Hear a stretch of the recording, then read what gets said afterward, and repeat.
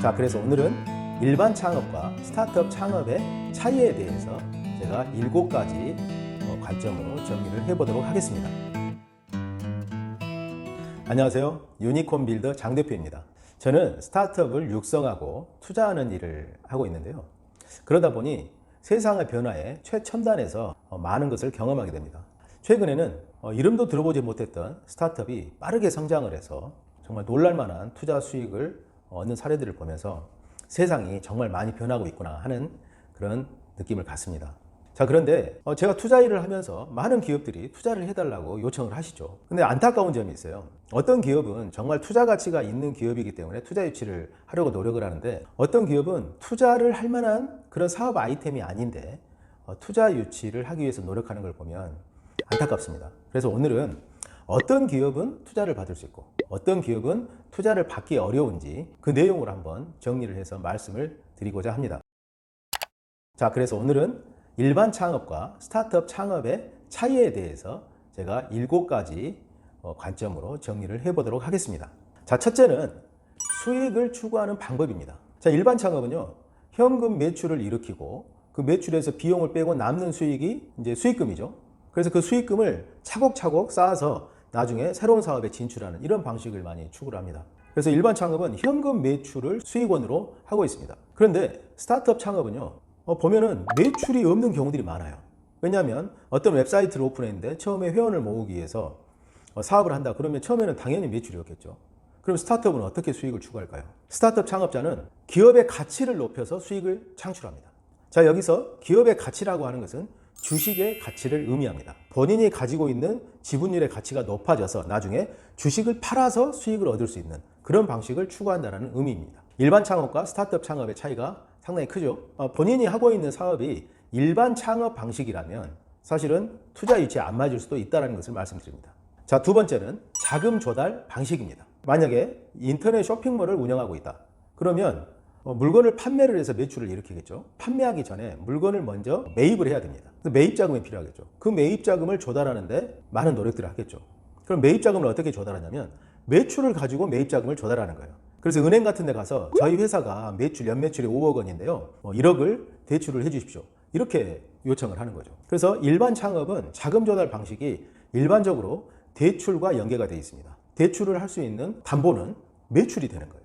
그래서 일반 창업은 대출 방식으로 자금을 조달한다. 이렇게 이해하시면 될 것 같고요. 자, 스타트업은 매출도 없습니다. 그럼 스타트업은 어떻게 자금을 조달할까요?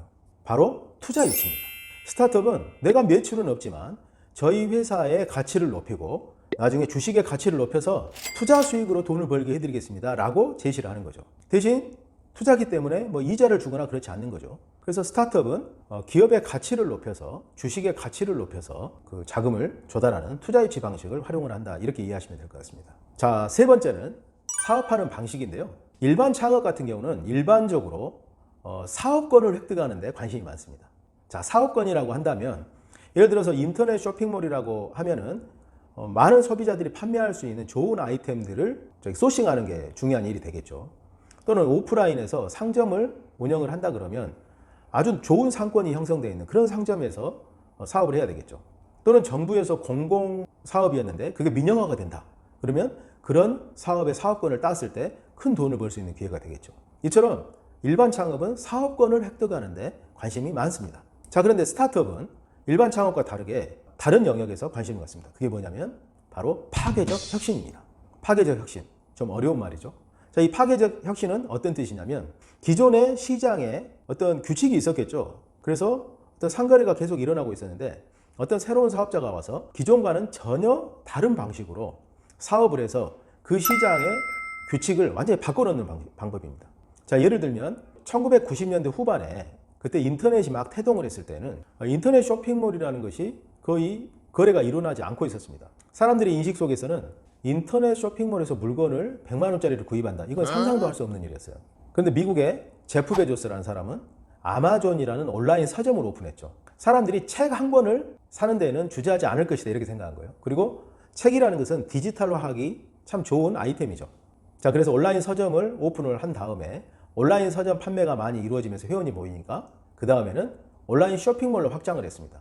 그래서 수많은 상품들을 다루는 물류센터까지 하면서 지금의 아마존이 된 것이죠.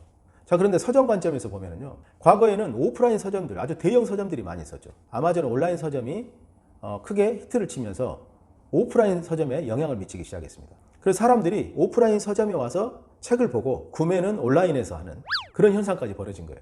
그러다 보니까 오프라인 서점은 또 많은 비용이 들어가잖아요. 그 서점을 유지하는데. 많은 비용은 들어가는데 구매는 온라인에서 일어나니까 온라인 서점들이 거기에 적응을 하기 힘들었습니다. 그 서점 시장을 온라인 서점으로 완전히 대체해버린 거죠. 자, 이런 게 파괴적 혁신입니다. 기존의 시장에 어떤 비즈니스 룰이 있었는데 새로운 사업자가 나와서 훨씬 좋은 방법으로 시장을 깨뜨리는 파괴적인 혁신을 가하는 것이죠. 자, 그래서 스타트업은 파괴적 혁신을 통해서 그 시장을 완전히 잠식해서 어마어마하게 큰 기업으로 성장할 수 있는 그런 잠재력을 가지고 있게 되는 것입니다. 자, 네 번째는 엑싯 전략입니다.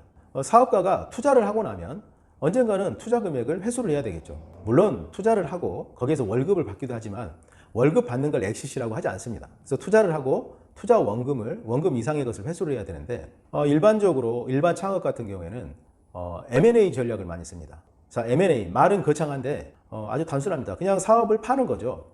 예를 들어서 동네에서 호프집을 한다고 봤을 때 호프집이 잘 된다고 하면 호프집의 투자한 가격에다가 또 프리미엄을 얹어서 매각을 하기도 하죠.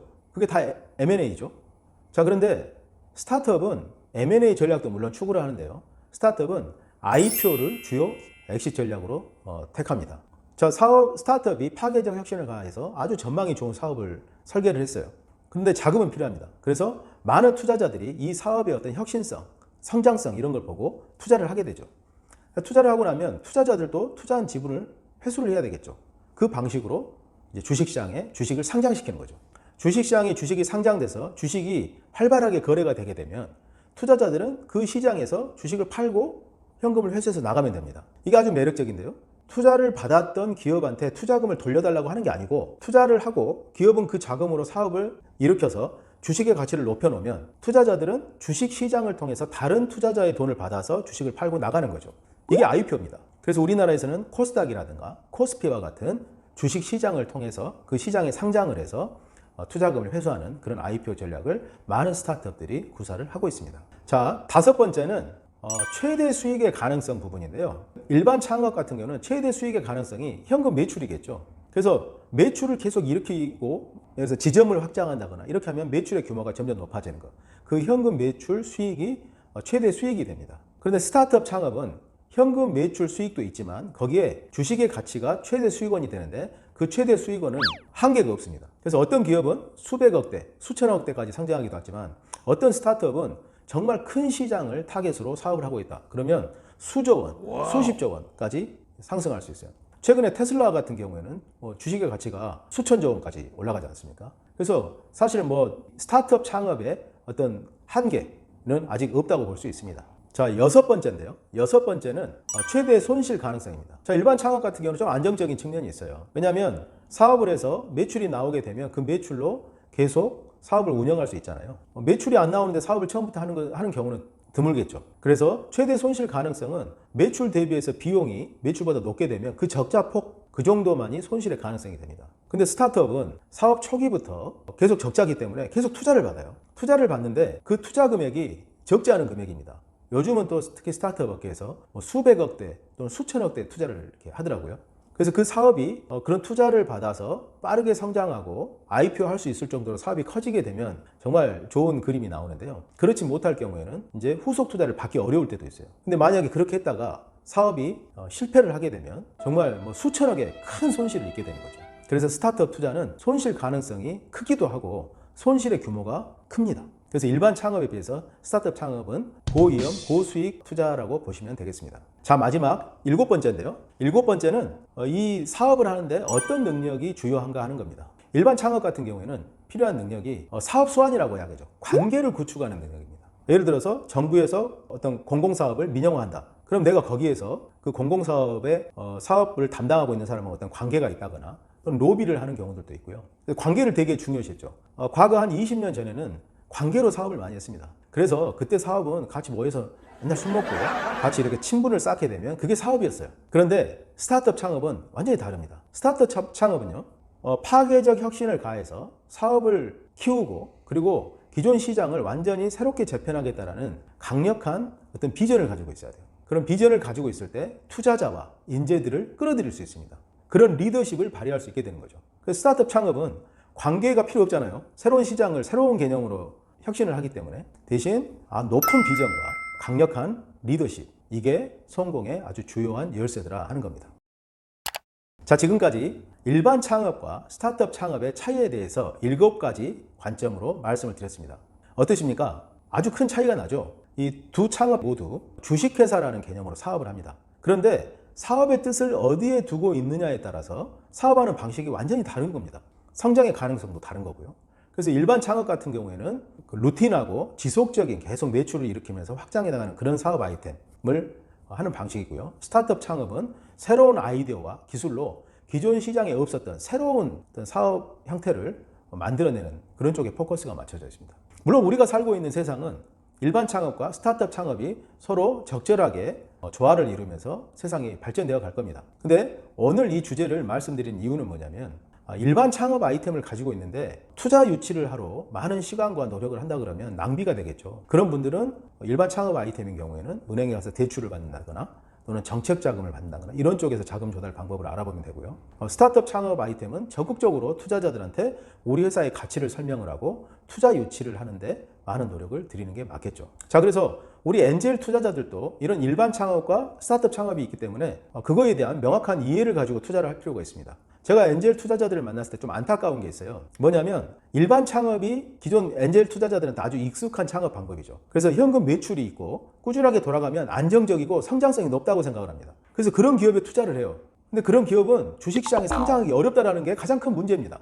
엔젤 투자자로서 주식의 가치를 높여서 투자를 하고 수익을 회수하려면 스타트업에 투자를 해야 한다는 거죠. 파괴적인 혁신을 가지고 시장을 완전히 새롭게 재편할 그런 기술과 사업 모델을 가진 회사라고 생각을 하면 그런 쪽에 투자를 해야 됩니다. 그래서 우리 엔젤 투자자들도 투자에 대해서 명확한 개념을 가지고 있을 때 투자 대상을 선별할 수가 있게 되는 것입니다. 자, 그래서 앞으로 엔젤 투자를 하실 때에는 이런 파괴적 혁신을 일으킬 수 있는 그런 스타트업을 찾아보시기 바랍니다. 자, 물론 이런 엔젤 투자 혼자 하기 정말 어렵습니다. 이게 실제 경험을 해봐야 돼요. 공부만 한다고 엔젤 투자를 잘할 수 있는 게 아니죠. 엔젤 투자는 많은 경험들이 축적이 돼야 됩니다. 근데 개인이 혼자서 한 수천만 원 정도의 자금을 가지고 투자를 하는데 그런 경험을 할 수가 없습니다. 그래서 그런 것들을 아주 쉽게 할 수 있는 방법이 있어요. 그게 뭐냐면 전문가하고 같이 투자하는 방식입니다.